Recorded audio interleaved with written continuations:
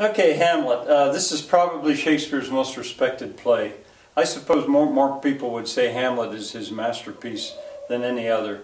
My own personal favorite is Romeo and Juliet, and I do think Lear is maybe a greater play for me. But it is Shakespeare's longest tragedy, and it is huge. It is major.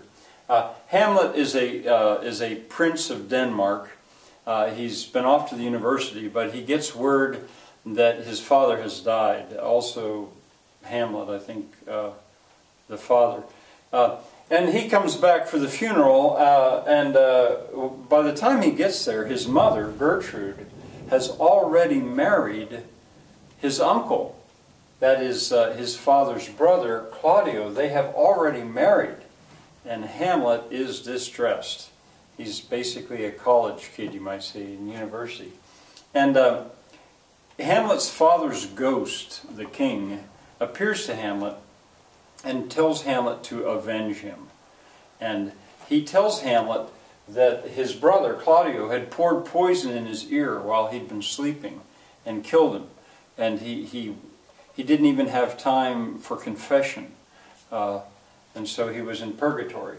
Well, Hamlet thinks, did I imagine this? And he spends a lot of the play trying to figure out, is he crazy? Is that really true? Is that really what happened? And if it is, should he just blow it off and let it go, since he can't prove it? Well, anyway, let's see. Hamlet's girlfriend is Ophelia, and basically Hamlet's best friend, hear the thunder, is Laertes, Ophelia's brother.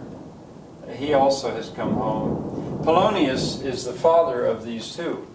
Well, at a certain point, Polonius, let me back up. Hamlet is acting so crazy that the queen, Gertrude, feels he must be washed.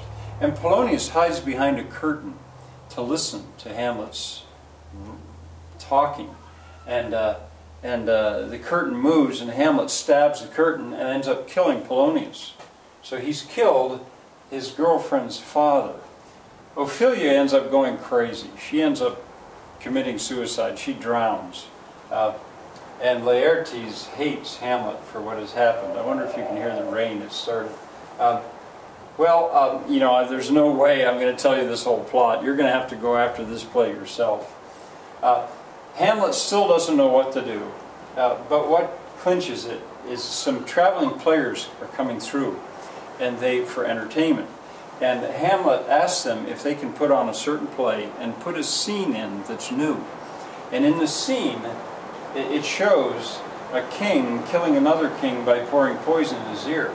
And Hamlet's going to watch Claudio as he watches the play and see how he acts. And sure enough, Claudio gets all pale, he stops the play, he has to leave, and Hamlet thinks, aha, that clinches it. Now, the really, really famous speech, to be or not to be, that is the question. That's soliloquy, it's long. What Hamlet's doing there is he's trying to decide what should he do. Because he somehow realizes if he goes ahead and avenges his father's death, he will not be. He will die as well. Should he just let it go? But he resolves to avenge his father's death, and he acts more and more dangerous.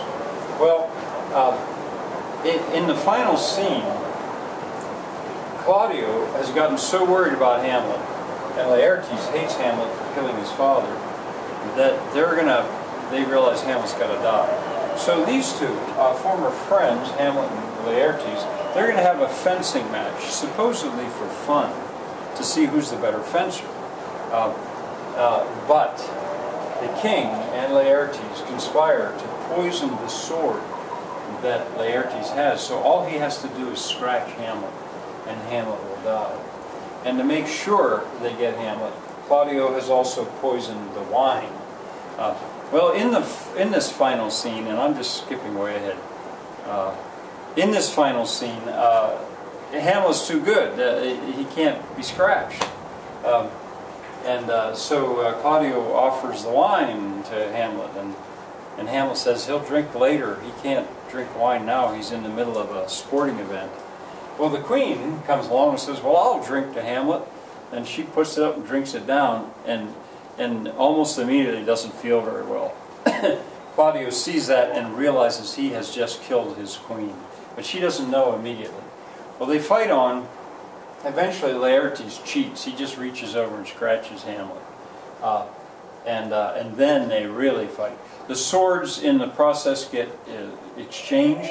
So Hamlet has the poisoned sword, and he stabs Laertes.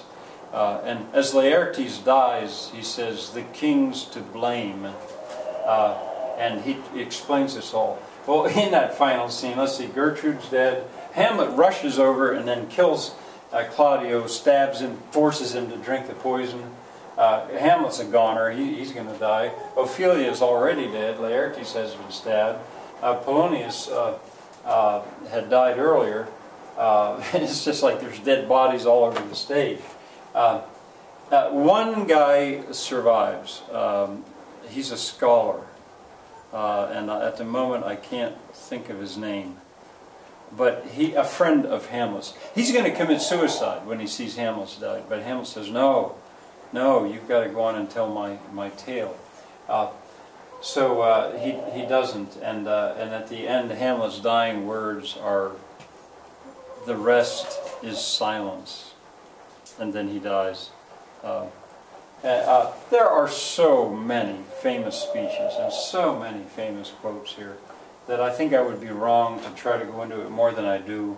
You're going to have to go after this play yourself. Mel Gibson performed Hamlet in Franco Zeffirelli, and I did spell it right this time, in 1990. I recommend that as a starter. That's good. It's very good. It's been cut. It's much easier to watch than the one that Kenneth Branagh did in 1996. But I recommend them both. I would just watch them in this order. A truly great play. All right, I'll see you. You know what? I'm going to pick up the camera and I'm going to show you these two roosters because this is my only audience.